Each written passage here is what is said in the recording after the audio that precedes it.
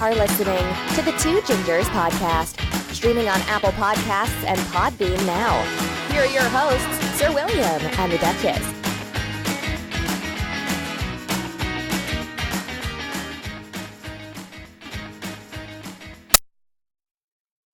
Good day. My name is Sir William, and I'm here with the Duchess. Are you? I am. Are you sure? Little stumble there. I know. I loved it. In. It's okay. It's all right. You know what? Sometimes that's just what happens when we're here in the home studio. You know, it's such a beautiful day. I know. And it's hard to, focus on the work at hand because the scene from the window. I know. It's so beautiful. Great. I love our brand new scenario. Sitting here, looking out, talking to our peeps. It's super duper fun for me. And we still have that dream one day we're going to pull those microphones right out that door to the table. I know, but you know what? Here's the thing. I love that little seating area that I have set up out front. Uh-huh. They're not the most comfortable chairs in the universe. Well, however, do we really want to be that comfortable? We don't really want to be that comfortable. We're taking a nap. Because we're working. We are working. Right on. So today we have a super fun topic that is near and dear to my heart. Something that I am obsessed with, one might say. Yeah, it might be do I hear rumors it might be coming to an end? Well, we'll see. Here's your hint on today's topic. Okay. Reality television. Reality television. Now, the clip that we just listened to, did you watch that show? No. You never watched? Not one time. Really? I mean, I know the gist of what it's about because everyone was talking about it in 1992, but I never watched it. Okay, so Real World started in 1992. I was a mere freshman in college living in the Big Apple, a.k.a. Manhattan, New York, New York. They had filmed it in New York, New York, but we didn't really understand that reality television didn't mean that it wasn't happening right at then. That time, right. Like they had recorded it, I think almost a full year prior. Right. So that they could produce the whole thing. So I went to school for performing, for acting, and I was at a liberal arts college in the Upper West Side called Marymount Manhattan College. We would stalk the streets trying to find these people because we were convinced where are they? That this was happening right then and there. And we were glued to our televisions once a week to find out what was happening on the real world. Yeah. But we had Brent do some digging around, and this wasn't technically the very first reality show. What did he find for us? Yeah, and ironically, it wasn't the first by 20 years. Wow. Way back in 1971, there was a little reality show called An American Family. Mm-hmm. It first aired in 1973, so they started filming it in 1971, same as what you were talking about. It took 2 years to get it there. Right. They actually had 300 hours of raw footage that they had to narrow down into 12 episodes. Yeah. It played on Thursday nights at 9 o'clock. It was about the Louds. That was their last name. Mm-hmm. They were an upper middle class family in Santa Barbara, California.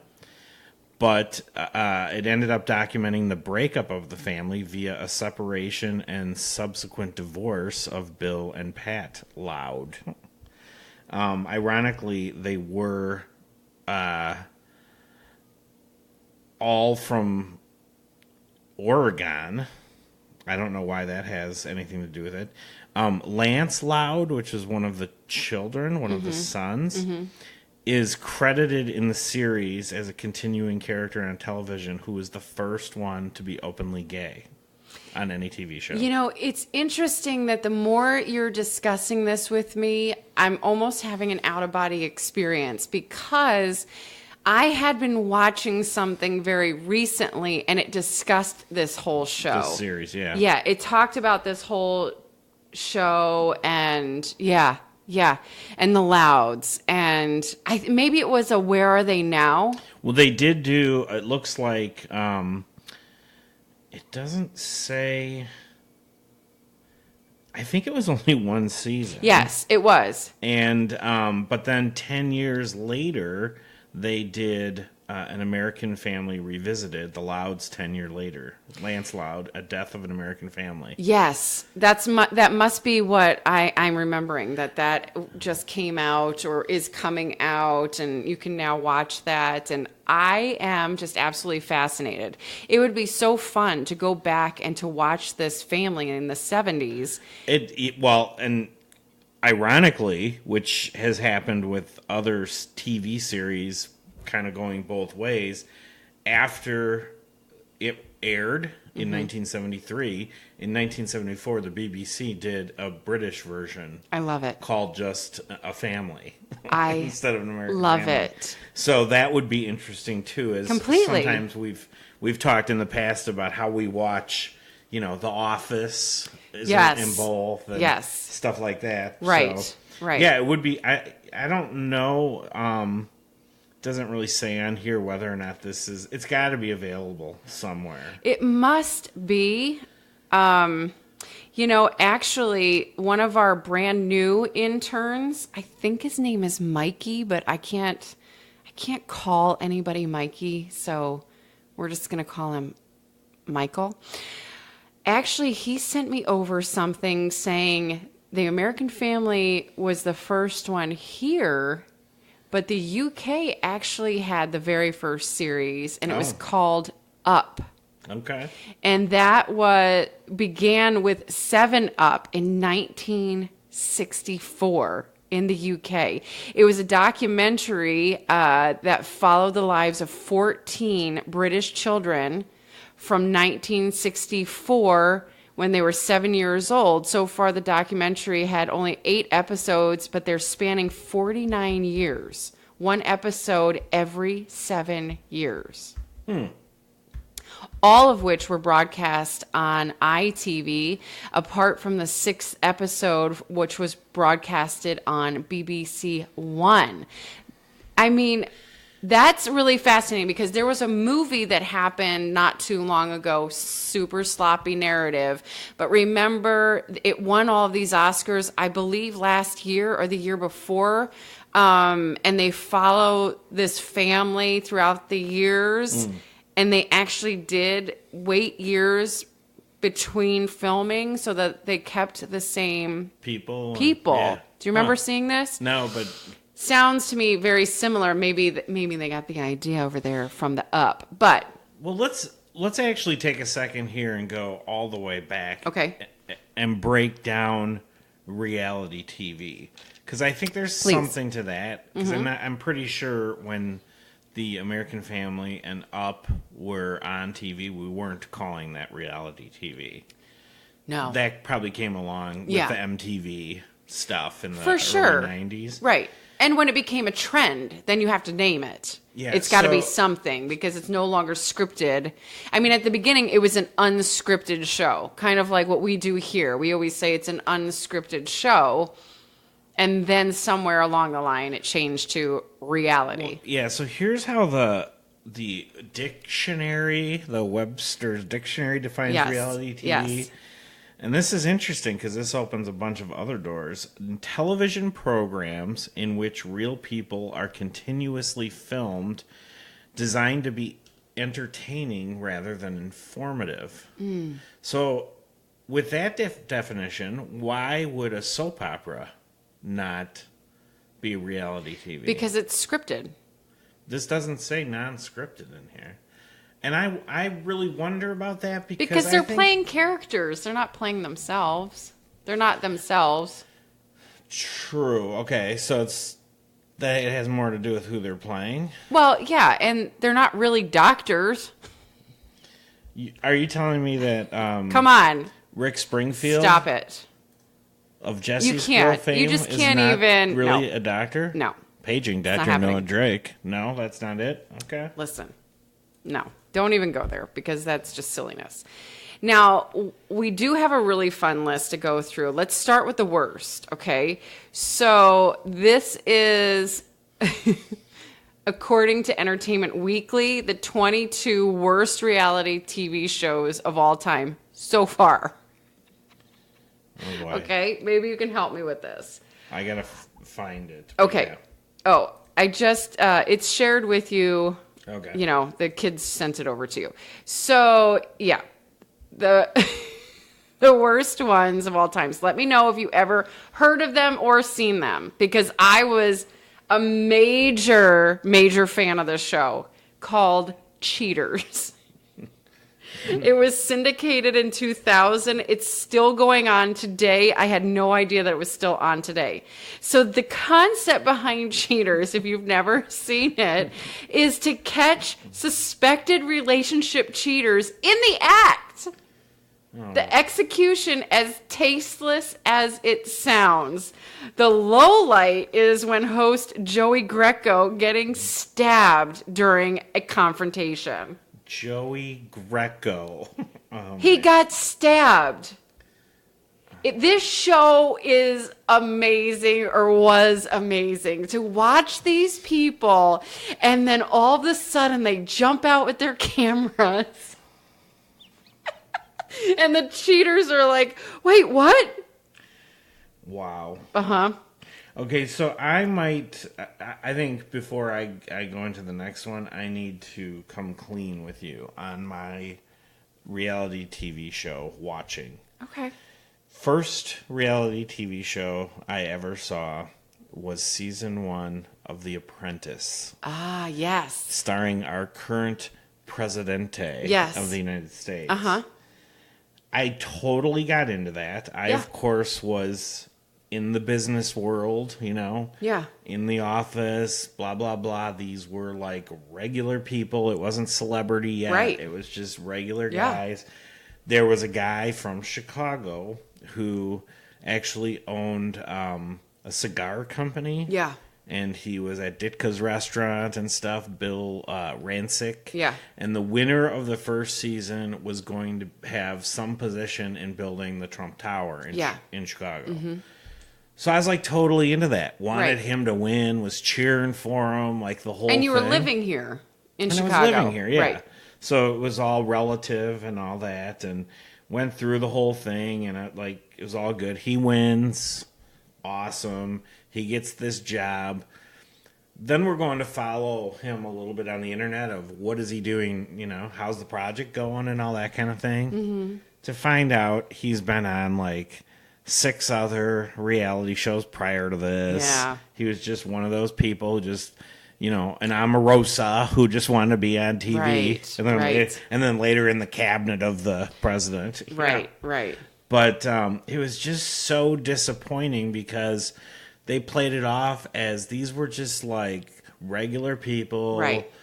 Like upstarts trying to get something going in the business world. And, Yeah. you know, they were all pretty faces, but they, you know, they had their like flaws and stuff, and you Right. could totally relate with them. And then it was all bullshit. Well, I don't think it's all bullshit, but I think it's definitely what you said. There's just some people that like the fame aspect of it. And as we go through these lists and talk about different shows and whatnot, there are lots of people who have been on several different reality shows.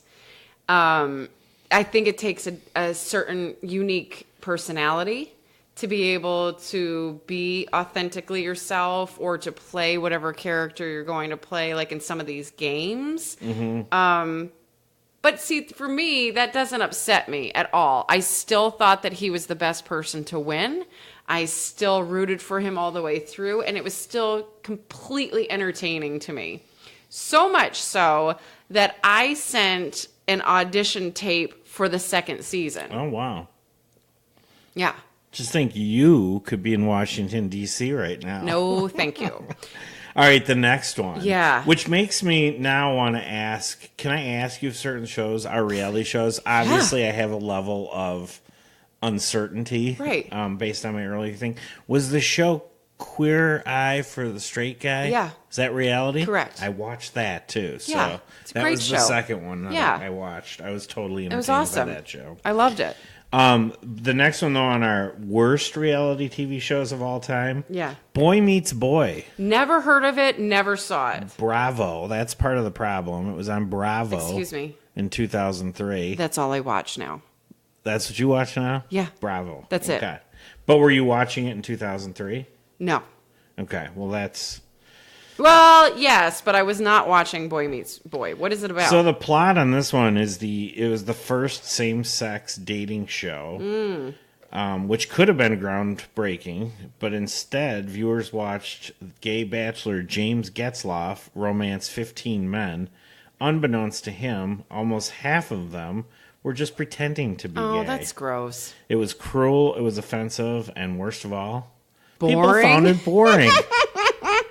Man, nope, never saw that one. I'm obviously no reality TV expert, but I'm thinking that's not a winning formula. No. You're not sitting in the meeting room shooting for cruel, offensive, and boring. No.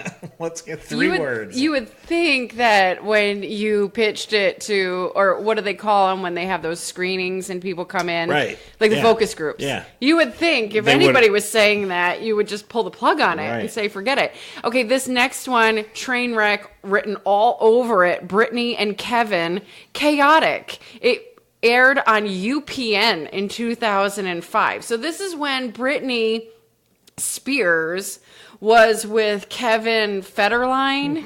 Okay. Yeah. And it was a train wreck. It was just a train wreck. So many questions. Do you... Never saw it. Okay, so for some of these shows, Yeah. because they all seem the same to me,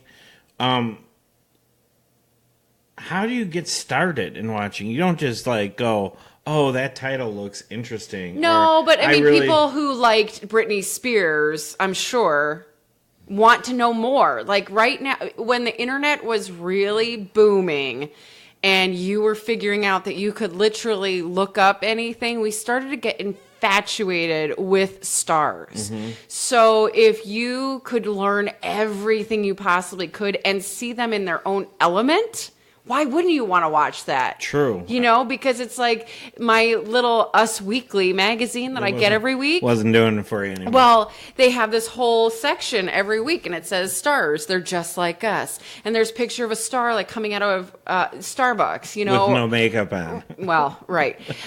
So I think it's the element of, are they really like us? And what do Right. they like behind closed doors when the quote-unquote cameras are off? But the Nice. cameras are always running.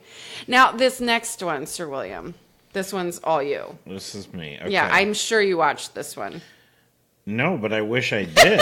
Schmidt. Holy crap. All right. Dating Naked. VH1 2014. I mean, that's not that long ago. Hold on. I'm going to my Google right now Right. to see if I can still pull this up. VH1 is known for dating shows, but with interesting premises. But Dating Naked is perhaps the most awkward and controversial one ever attempted. The blind dating show allows contestants to remove barriers in more ways than one. Hosted by Amy Paffrath, each episode puts a guy and a girl on a remote tropical island. They go on nude dates with 3 different people, ultimately deciding if they've made a connection with anyone.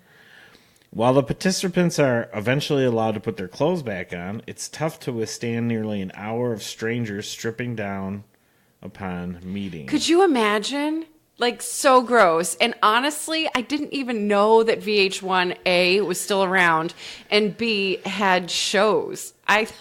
So this picture that Yeah. we're looking at, Right. we'll have to post now, of course, has like 2 couples. Mm-hmm.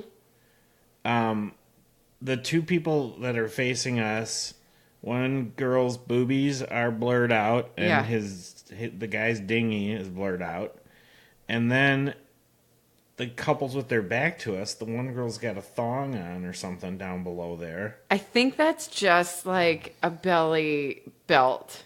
Oh, so she is naked. Mm-hmm.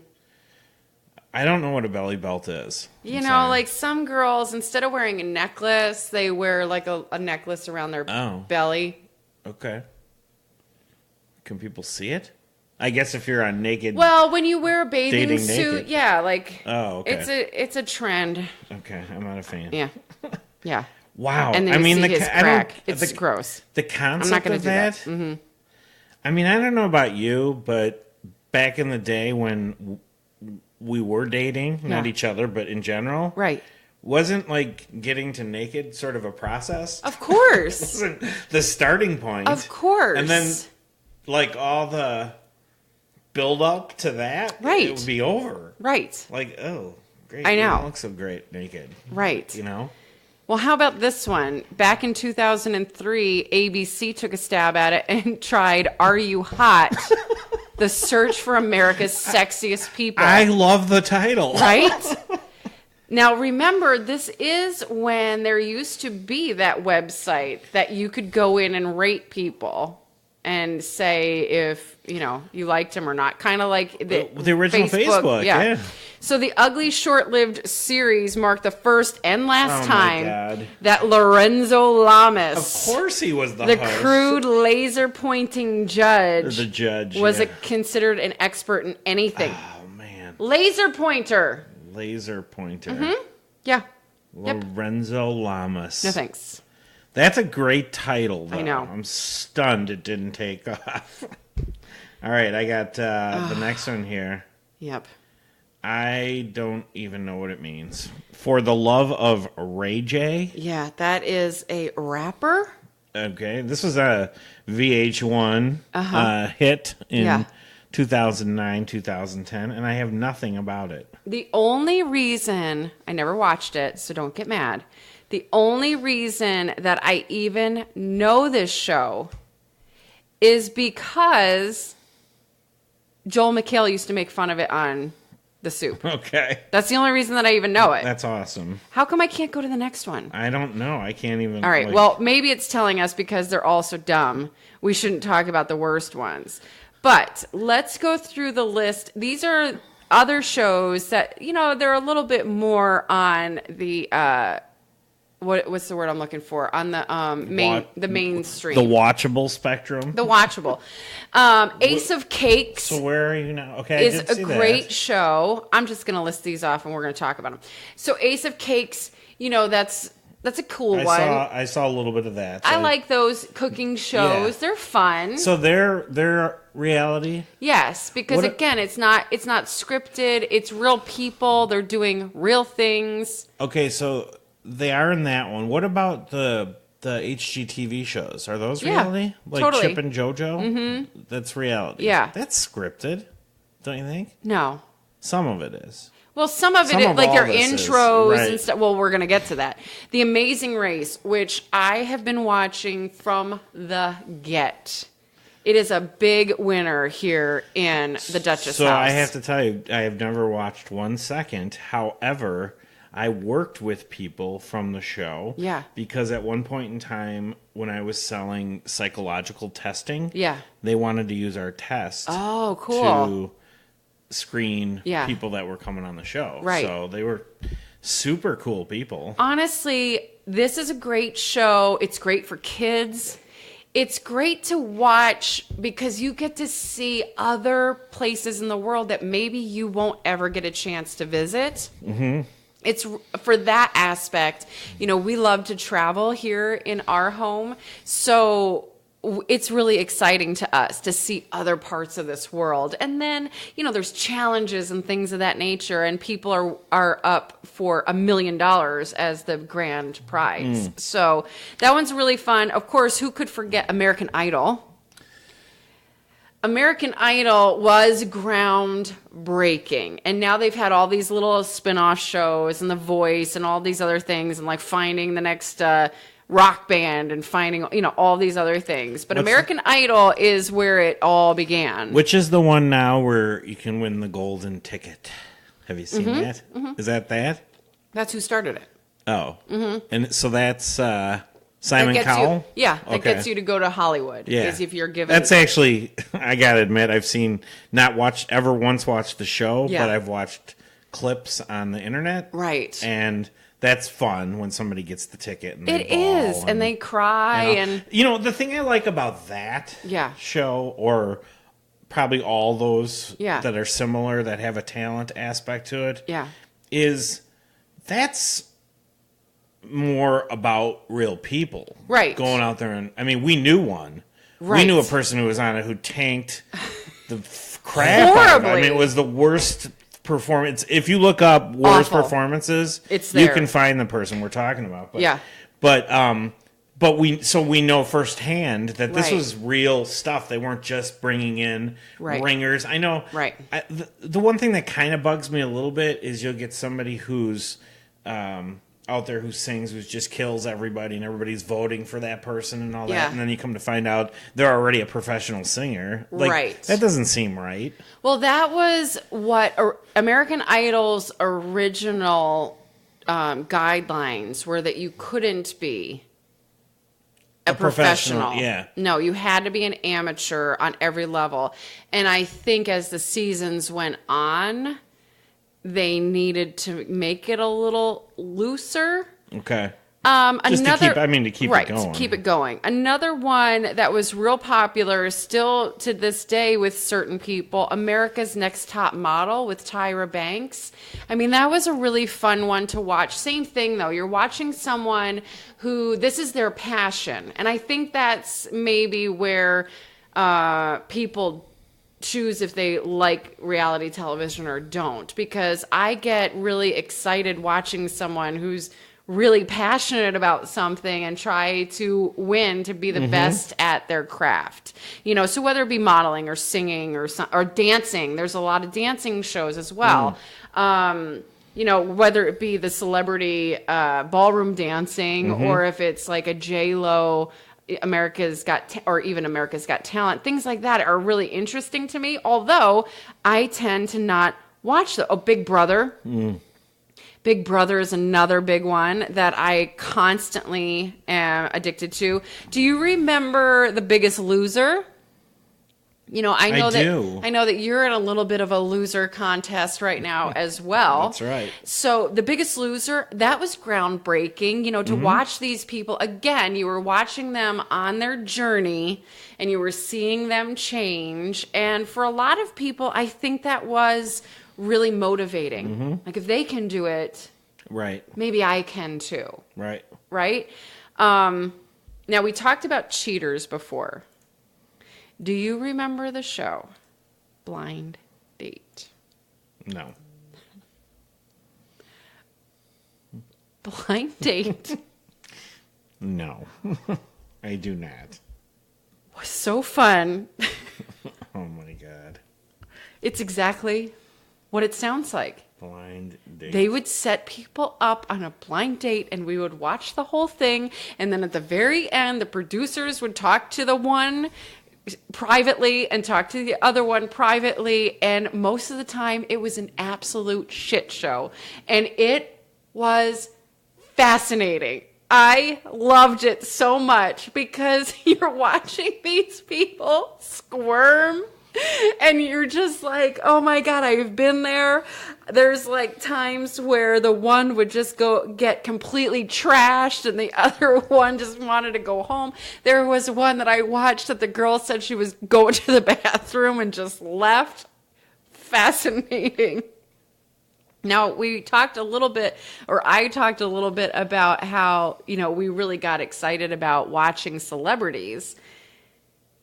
Did you ever hear of or see an episode of Celebrity Rehab with Dr. Drew? No, but I probably would watch that. Fascinating. I bet. Absolutely. Was Danny Bonaducci on it by chance? If he was, shout out Danny, I love you, man. If he was, I didn't see him, but I did see Knickie. Oh. Before he passed, he was on. Okay. Now, did they live together? In the house? It was at really? At rehab. Oh wow. Okay. So they had to stay there Okay. And we got to see some of like the group therapy. Okay. And we got to see like their interactions with each other. Did it paint a favorable picture of rehab? No. Because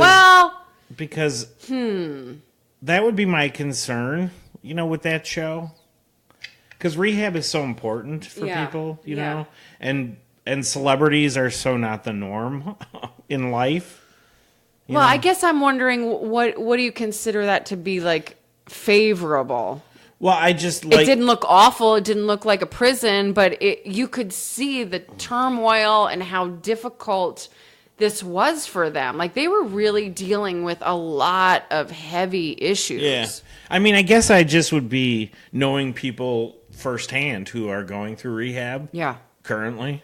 Mm-hmm. I would just be a little bit concerned if I were like a writer or creator of the show. Right. Of like, you just got to be careful. Of course. I don't even know. I don't have like a specific thing. I would really like to challenge you to just go find a couple of these shows. Find a couple of the celebrity rehabs, watch a couple episodes, and get back to me. Here's one I will. Even off the line. Here's one I will not watch. What? That has to do with celebrities. And this one soured me on the whole genre of the TV. Can you guess what that is? It has to do with celebrities. And it's a reality show. I think it might still be on. It had spin-offs. And I mean, I just don't get it. I don't get how they're celebrities, let alone how they have a show. That's a big clue. I don't know what. Keeping up. Ugh. Yeah. With the Kardashians. Yeah, gross. I don't know either. I've never... I don't understand that. I've never gotten into Their it. dad was an OJ lawyer. Why are they famous? One's got a butt. Yeah. One, there's Bruce Jenner's tied in somehow. I don't understand. Well, what Bruce Jenner previously... was married to their mother? Married to their mother. And after the lawyer was dead? Yeah. Okay. They got hooked up. Okay. They broke up, I think, before he died. And so anyway, yes, they were married, happily married, and happily on television married. And we watched them for several years. I didn't. Mm-hmm. I tried. They annoyed the shit out of me. So I don't have anything to say about that family. They're friendly with or one of them is friendly with Nicole Richie. Yeah. Okay, I understand why Nicole Richie is famous. Yeah. Because her dad's Lionel Richie. Right. Right? Right. I was hoping I got that one right. Yes. That makes sense. Right. You just automatically are, right? Right. These people, their dad wasn't famous. She had a sex tape that went viral. One of the Kardashians? Yeah. Okay. Kim. She married to the basketball player? No. Okay. She's now married to Kanye. Oh. So is that and what has they call two them? kids. What do they call them? Kim and Kanye? I don't know. Kanye? I don't know. I don't care. It's gross. Listen, I could literally talk about all these shows all day long, but the ones, the ones that I'd really want to get to I know there's one. Over on Bravo, because Andy Cohen struck gold when he started following around the quote-unquote Real Housewives of insert the city here. Okay.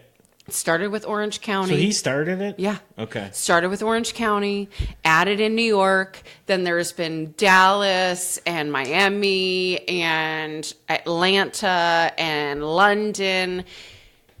These franchises make millions, maybe billions of dollars and have such a cult following that you can ask me anything. New Jersey, you can ask me about any of these people and I know everything that's going on in their lives. But why do you tell me, Kate, the Duchess, why is this going to jump the shark?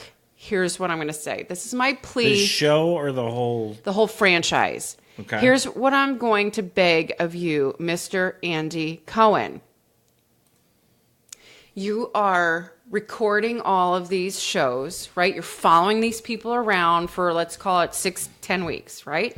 You're following them around. Then you're spending so much time producing it and editing it that we all follow them on social media, Twitter, the blogs. We follow them in real time. So to have it not come out for months later, we already know everything that happened. Same thing happened to dumb Kim Kardashian. So she has this big scary event where she was robbed in her hotel room and they stole all this jewelry from her. We read about it on Twitter when it happened. Everybody talked about it. But then 6 months later, you're finally watching the episode. Who cares? Right. So this just happened this week. A few months ago, we had read and heard about this weird boat trip that the New York housewives had taken. And it got into really choppy water, and it was bad. Someone had gotten hurt, and we were all like, oh my gosh, trying to get as much, information as we possibly could. We finally get to the episode last night that we're actually going to see what happened truly firsthand on this boat. You see them freaking out. I mean, things are flying every which way. They're crying and screaming and holding on to each other. Then the screen goes black and it says, due to the weather, the cameraman had to shut down so that they could hold on for their lives as well. And we're like, we've been waiting months for this? Months? And we don't even get to see anything now. It's so lame. If you would have just showed that when it happened, I think if you can stop producing it so much and just show us in real time, I think it would be much more exciting. Do you think, though, it would ever get to where it could be shown in real time? Because, again, with Twitter, you're getting it that night. Not in real time, I know, but like right now, the issue is you're hearing it instantaneously when it happens. Yeah. Maybe that night. Right. On Twitter from several people that are attached to it. Yeah. And then let's say they were able to produce and get the show ready for the following week. Mm-hmm. At some point in time, that's going to be too long. Even though it's months now and it's shortened to a week, if you're not seeing it, like you're going to want to see it instantly on TV. But this is why I'm saying too, then maybe it's raw. Reality Make TV is just kind of changing or ending because we do want it now. I don't want to wait 6 months for you to make it look pretty for me. I just want to know and I want to see it now. Which leads me to this list of, 16 secrets that the producers, that people don't want you to know about these reality televisions. A long time ago, too, I think it was back in 2000s, there was a show on MTV called The Hills. And The Hills, it was always questionable. Was this reality? Was it scripted? And I kept saying, if it's scripted, all of these kids deserve Oscars and Emmys because nobody's that good. Like, it was real. But it was very clear that they were putting their cast into scenarios. Okay. Like they would put you and I at the bar and make you forget your wallet at home and like what happens, so they would set up scenarios like that. That was pretty obvious, unfortunately. So the number one thing on this list is, as you might have guessed it, producers do have a heavy hand in most of the reality shows. Well, I was going to say, when you just described that scenario, that happened on Apprentice too. Right. When we were watching that back in the day. Right. Creating new sentences by editing together multiple lines is so common that it has its own term in the industry lingo. Insiders call this frankenbiting. What? Frankenbiting. You can usually spot it too. Say a cast member is giving an interview, like when they do their one-on-ones or the confessional or whatever. If the scene cuts to B-roll while the comment continues as a voiceover, you're probably witnessing one of the many instances of frankenbiting on reality television. Crazy. People helping people. Most dating shows introduce a secret ingredient to keep the action moving, aka drinking. Now, if you've never watched The Bachelor or The Bachelorette, Or one of my favorites on MTV is The Challenge. As soon as these people start drinking, it's a whole new ball game. When do you have time to watch all these shows? Sir William, you know I'm the busiest woman in Huntley. Not seen a scene out of any of the housewives.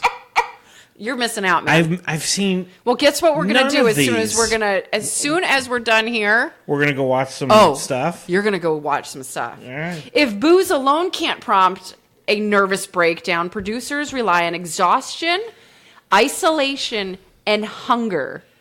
So recently, I don't watch The Bachelor or Bachelorette, but recently one of the contestants on The Bachelor came out and started talking about, and I think she's probably going to get nailed with some legalities because I'm sure you have to sign your life away when you go and do these shows. But she was saying that they had gone hours and hours without food or water, so that it starts to really mess with them and it gets like more action. Wow. Isn't that gross? That's terrible. Appearing on a reality television show isn't as lucrative as you might think. So just because we know all these people because we watch them every day or every week or every month doesn't necessarily mean that they're getting a huge paycheck. So that's interesting. Only a tiny fraction of the film captured ends up on the episodes you see on television. Not surprising. Right, not at all. You and I were recently on the Netflix. Yes, share that story. And what's the name? I can't remember the name of the show. What? Interior Designs. No, Amazing Interiors. Amazing Interiors, right. On the Netflix, we were at Club 400. In Lake in the Hills, and they were doing a story on Club 400, which is the world's greatest Cubs man cave, and so much more. And they were there an entire week. And what we saw on Netflix was an entire 7 minutes. I know. It was good. It was really good. It was well put together. We were there They only did a great one job. night of that. Right. The only thing they totally screwed up was the baseball player that was there, Lee Smith. Yeah.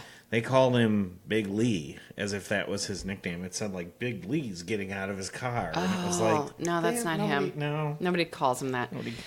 Producers pit characters against each other. So I've seen this more times than one, especially in the Bravo franchises, is that they followed these women around for months and months and months, and then when it comes out, they're like, what? Why am I the villain here? Okay. Remember the show that Lisa Kudrow did called The Comeback? Yeah. And they spliced it to make her look evil, not really pleasant, right? Yeah, and she got so mad, but then it was such a hit that she loved it. Right, totally happens. Totally happens. But you can see that. Yeah, I mean that's smart. Characters' reaction shots are probably totally unrelated to the action. Okay, shocker. Right. On competition shows, the judges have to bow to the will of the producers. Interesting. Yeah. So that brings you back to the. What was that show called? It was a movie about a game show where the guy was fed the answers. Yes. It was from back in the 50s. Yeah. Not coming to me, but you know what I'm talking about. Yep. Yes, but it's quiz show.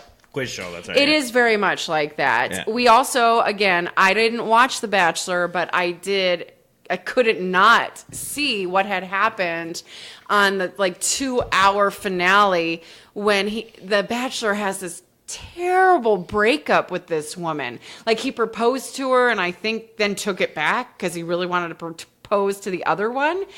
And clips got out of the producers talking in his ear saying, follow her, make her cry more, la la la. And how awful. Right. Let's just watch it. Right. The home remodeling shows never tell you how long the actual job took. Ever. I mean, but again, you can guess that. I had a friend who had one of them come out to her house. Yeah.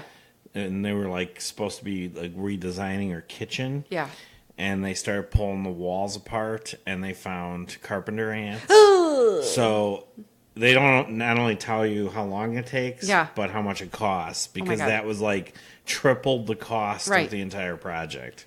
And of course, they stopped shooting for the period of time that they eliminated the ants that were eating away at the wood. Oh my gosh. Crazy. You know, it brings me to a good point on this next one. You had mentioned that you were working for a company that did like the psychological tests.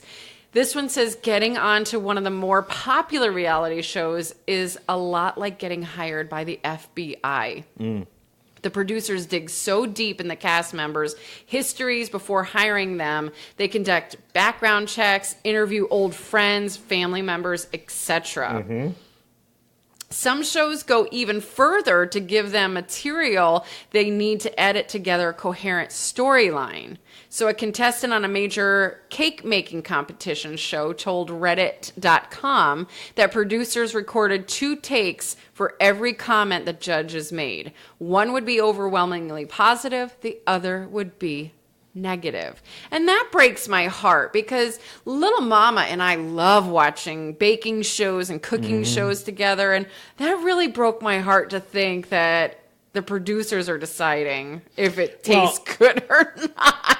So not the judge. That's so lame. So Mamma Mia always is watching the building shows. Yes. And I'm watching those, and I'm like, okay, every single time you have this couple, right? Yeah. Who, you know, seems to be on the same page in terms of life and all that kind of thing. Yeah. And they want the exact opposite things in a house. Right. And so then the lady takes them to one house that she likes, one house that he likes. Right. One that neither of them like. Yes. And they got to pick between the 3. I'm like, it's the same plot every time. And she's like, just look at the houses. Right. Well, like, what cracks me up, you know, there's a show that just came back called Trading Spaces. Right. Where 2 friends switch houses, $2,000, they redo one room.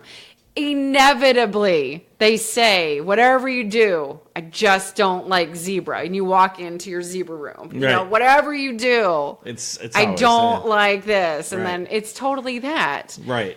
You know, this one's, I think you should know this, but if you don't know this, I'm going to tell you, some of your favorite TV villains are actually really nice in person.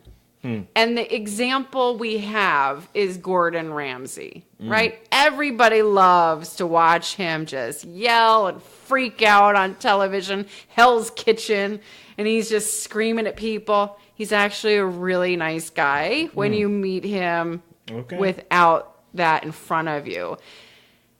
Some reality shows are actually much more real than you think. Most of the list that we've gone over is focused on ways that producers manipulate the cast members and footage to create a story, but not every show takes this cynical approach.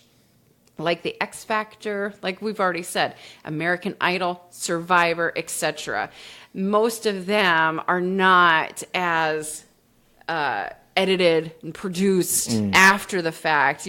I think that's why I kind of like those Amazing Race and things of that nature, because you're just watching these people compete for money and you know, try to bring something home for their families or their loved ones or whatever. But I am absolutely obsessed with the Bravo franchises.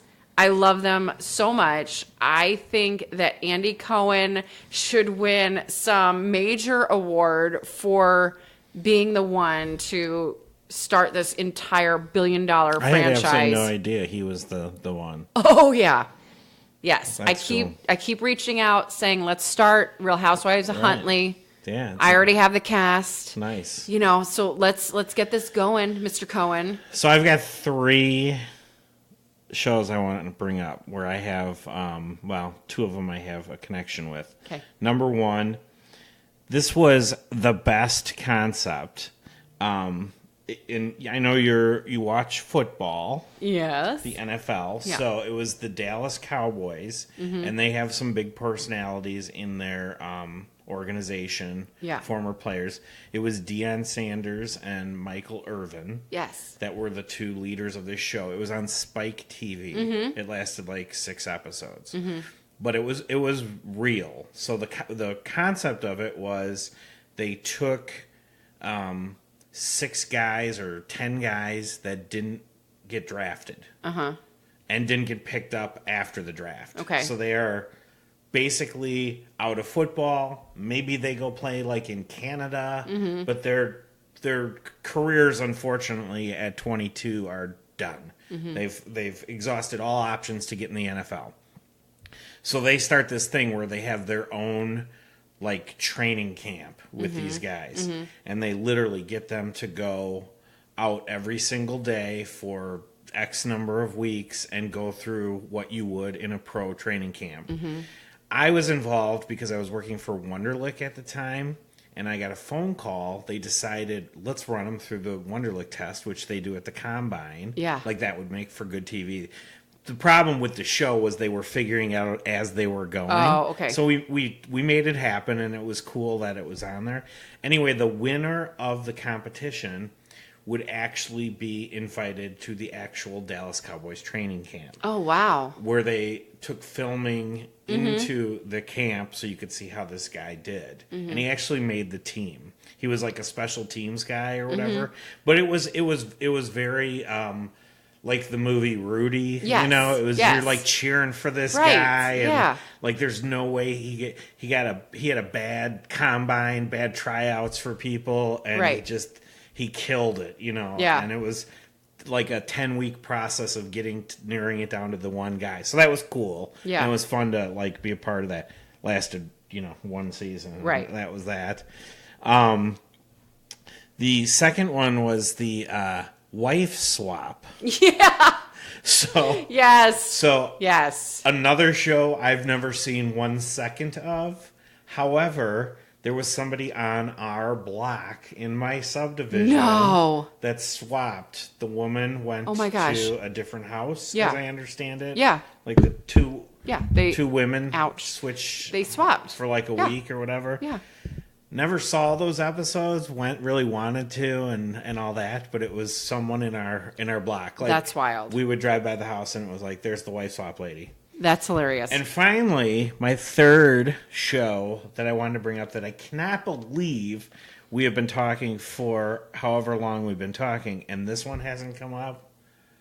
One that you What? could have been in. What? The Jersey Shore.